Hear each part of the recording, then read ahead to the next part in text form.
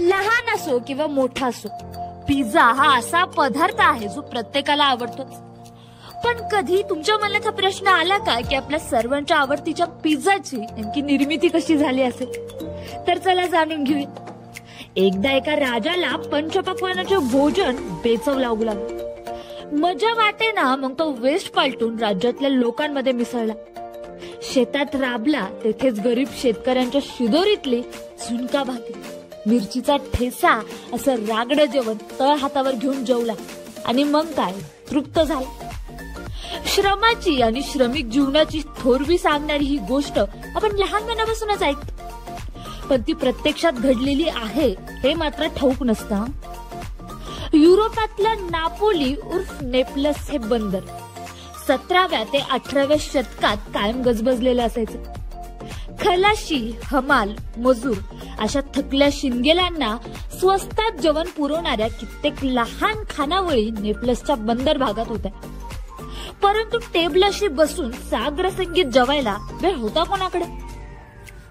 तर एका खानावेळवाल्यानं युक्ती लढवली. गरमागरम रोटी वजा पावावर टोमॅटो कांद्याच्या फोडी, थोडीशी मासळी आणि घरगुती चीजचे तुकडे घालून वर मीठ, मसाला आणि बेझरिलची पानं पेरून वाढायला सुरुवात केली. उभ्या उभ्या खाता येईल असं हे वन डिश मील श्रमिकांनी मात्र एकदम उचलून धरलं आणि येथूनच एका जग प्रसिद्ध पदार्थाने जन्म घेतला. नाव होतं पिझ्झा. ही गोष्ट सुमारे 1760ची. पुढे नापोली बंदर इटली देशात समाविष्ट झालं. 1889 मध्ये तिथला राजा उब्रेर्तो आणि राणी मार्गरिता राज्याची पाहणी करायला निघाले. फ्रेंच जेवण रोज जेवून त्यांना वीट आला होता. नापोली बंदरातल्या जनसामान्याचा साधा सुद्धा पण चविष्ट पिझ्झा त्यांना पसंत पडला, विशेषतः राणीला.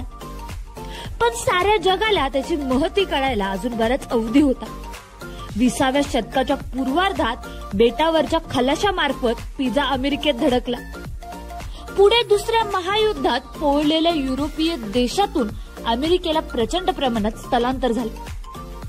यात इटलीतल्या गरीब मजूर वर्गांचा भरणा होता.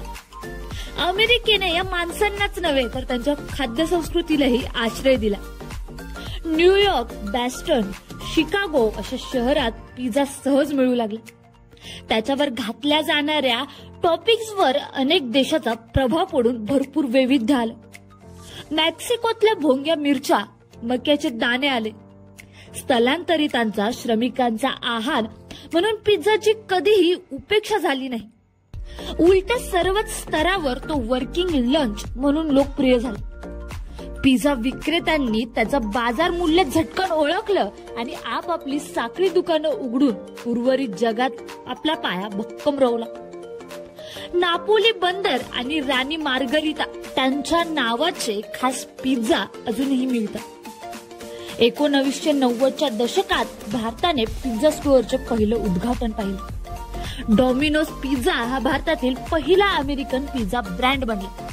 जेव्हा त्याने 1986 मध्ये त्याचे पहिले स्टोअर उघडले तेव्हापासून कंपनीने भारतीय बाजारपेठेत आपला मजबूत पाया रोवला आहे आणि देशातील अग्रण्य पिझ्झाचा आउटलेट बनले आहे. इटलीमध्ये जन्माला आलेला पिझ्झा हा जागतिक खाद्यपदार्थ बनला आहे आणि सर्व वयोगटातील लोकांना तो आवडतो.